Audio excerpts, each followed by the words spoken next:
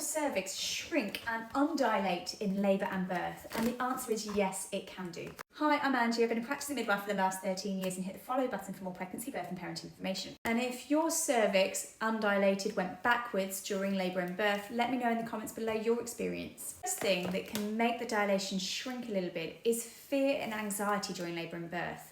What happens is when you feel comfortable and supported in labour and birth, your contractions, your tightenings are strong, long and regular. If you've, say, got a new midwife, a new doctor in the room, what can happen is your oxytocin isn't released as much, and so those contractions no longer become as strong, frequent, regular. And that in itself means that there's less pressure on the cervix, dilating it, opening it up, and that in itself can mean that sometimes the cervix can go backwards a little bit. And the next thing that can cause your cervix to shrink is previously having a bulging bag of waters that has suddenly gone. So sometimes the pressure of the waters coming through the cervix is pushing that cervix open and dilating it quite significantly. Now, what normally happens is when the waters go, the head will come down in a good position and continue that dilation.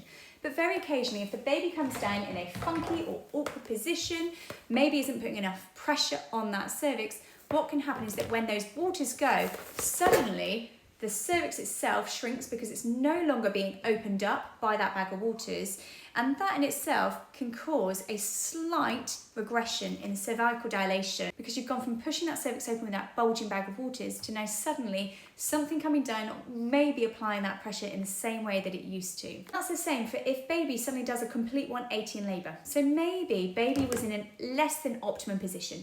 Maybe your baby was back to back. Now maybe between the contractions, it's trying to turn, it's trying to get into a better position for labour and birth. It comes up, and that then doesn't put as much pressure on the cervix because baby's trying to do that rotation before it then starts applying that pressure.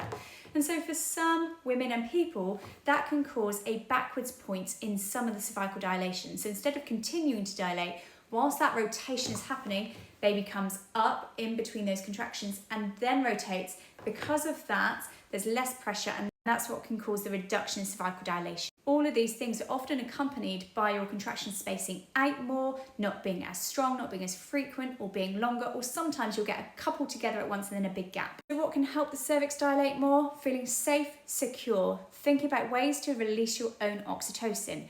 Hands and knees, optimal fetal positioning or biomechanics to get baby into a good position. Anything that smells of home, anything that sounds of home, relaxation, music, back massage, having the lights dimmed and dark, for example, feeling safe and secure, anything that's going to help you relax or bring back those contractions. Important to acknowledge that you may also be offered oxytocin synthetically into your veins to help with the progression, but this needs a discussion on the risks and benefits and any alternatives at the time.